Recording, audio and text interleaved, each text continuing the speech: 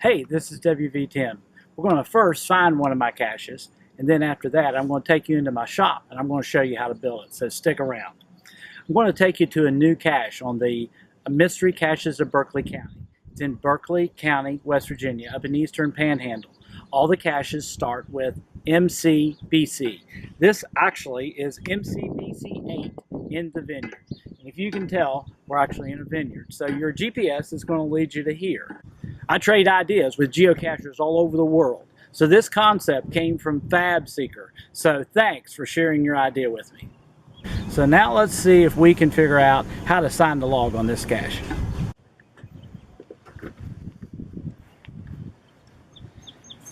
It's a typical WVTim birdhouse, except this one's horizontal. And if I take a close look at that, it's a gorgeous, gorgeous birdhouse with all these marbles actually embedded into the wood. So you can't push them. Nothing here. But look over at this side. We'll come back to that, but there's a little pipe right there. And the other side looks exactly the same. More marbles. If we look underneath it, there's no door. There is a little sign that says this is a geocache with the cache owner's name and telephone number on it. So, where's the log on this cache? Evidently, it has something to do with this tube right here. And there's a tube exactly like it on the other side. Talking about a beautiful area. Some lucky cacher is going to be able to pick some grapes here pretty soon. Okay, so I know the log has got to have something to do with this plastic pipe, and there's one exactly like this on the other side. So let's take this plastic pipe off. Oh, there's a marble. I can't quite grab it. There's a marble sitting right here on the top, and it's loose. Let me go over on the other side and take the other one off. Now when I do that, it looks exactly the same. So I've got two tubes just like this with marbles in it. But the other one looks exactly like this, but if I push down on the other side, this marble comes up. And actually I take this marble. I can push this marble in and push it down, and the other side comes up. But still, it looks like it's filled with marbles. I don't see a cache container. So now, where's the log on this cache? I know it's not on the top. It's not underneath the bottom. None of these marbles move. They're all firmly attached. Has to have something to do with this tube. So now, I'm going to show you this one side. What I'm going to do on the other side is I'm going to take my finger and I'm going to push this marble down. When I push this marble down, then of course this marble comes up. So I'm going to take this marble, I'm going to put it on the other side, I'm going to push it in, and now this marble comes up.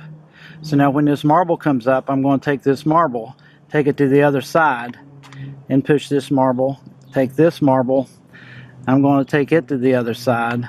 I'm going to put it in and push it up. That marble comes out. I take it to the other side. I push that marble up. Goes to the other side.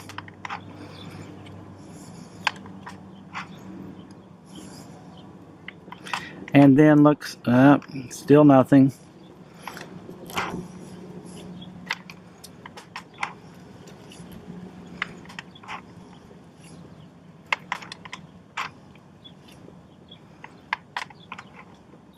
There's my cache container. Now, to put it back, I'll take this off, sign the log, I'll put it back, but now I got to push this down, take this marble, put it back here. And the cache page does tell me, be sure to put it back in the middle at number 11 or 12. So there's 1, 2, 3, 4. I'm not going to keep making you watch this, but I'm going to keep pushing down, pick the marble up, bring it over to here. When I'm finished, I'll cover this. While traveling through the Midwest last year, we stopped at a marble maker, and I picked out a bag of what I thought was real pretty marbles, and thought to myself, someday I'll use those in a geocache. Having no clue on how I would do that. Well, that day has come. So if I take this size marble, and knowing that I want to use this size bison tube, then I took the marble and the bison tube, with the bison tube really being the important one. I experimented with several different sizes of electrical conduit, knowing that the geocache would have to travel through the bison tube, and it does. So it travels comfortably. So I ended up purchasing 2 pieces of 3/4 inch electrical conduit. I happen to have a straight piece of electrical conduit, so that'll go in here. But when I reached inside, I could feel a little edge. So what I've done to this electrical conduit is I've actually taken a knife and trimmed off the edge. You can either do it that way, or if you have a Dremel tool, you can take the Dremel tool and cut the edge down that way.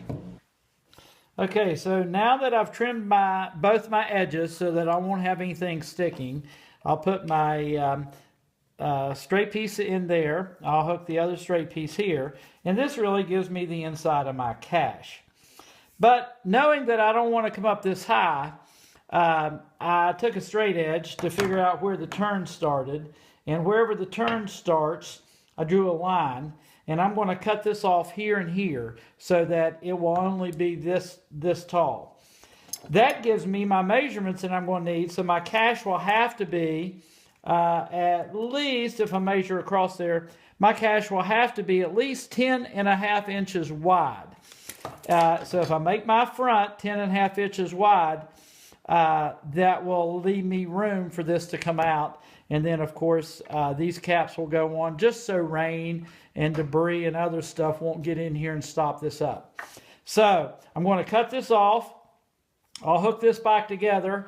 And then next thing for me to do is to build a box long ways, at least 10.5 inches long, and put holes in the side so that this can be the interior of my cache. Okay, we're a little further roughed out now. This will be the front. Here's my 2 sides and the bottom. It's still somewhere close to about 10.5 inches from edge to edge. The backboard's going to be about 12 inches. Here's our pipe in here. This cut is a bear because this cut, of course, is an angled cut. So I did a lot of handwork, but I've got it so that sets right there. This one over here, of course, is the same way, opposite, sets right there. I sanded a little spot here and a little spot here, so when our pipe goes down and it's setting there, there'll be room to put the tops on. And they're not going to be put on snugly, they're just going to be put on to keep rain and debris out. So there it is. Now I'm ready for a coat of primer and finishing touches. The bottom will go on here. I'm more than likely to just find a little piece of scrap. I'll probably attach it down here just to keep it from the pipe from wiggling. Although with these holes, there's not much room for it to wiggle. Sides will go on. Front will go on. It's a little smaller than the back piece. The front will go on. I'll drill my hole for my birdhouse. I think what I'll probably do is use a metal bit, because the metal bit is rounded, and I'll drill holes from the back side that will go through, but not so far through that the marble will drop through. And then I'll just take some epoxy glue and epoxy. My plan is to epoxy them on the back side. So as you look at the cache, you'll be able to see the pretty marbles, but they'll be epoxied in. And it just adds a look to the cache. But that's it. So I'm going to get a coat of paint on it. And of course, in the early part of the video that I'll be filming months from now, I'll show you actually how it works. But this cache is not that hard to build. The only thing was cutting this angle. With a handsaw, a little playing around, you can do this. It ought to be fun. It's not that hard to build. Okay, another typical WVTim birdhouse. Watching my channel. Subscribe if you will, because we've got a whole bunch of MCBC caches that I'll be posting over the course of the next several months. This is a great cache. It's a great box, a very unique geocache at a beautiful location. That's what makes a great cache. It's fun for the kids. It's got a little brain teaser for the adults. You're welcome to take this concept and build your own geocache. Let's keep raising the geocaching bar, one geocache at a time. Hey, thanks for watching.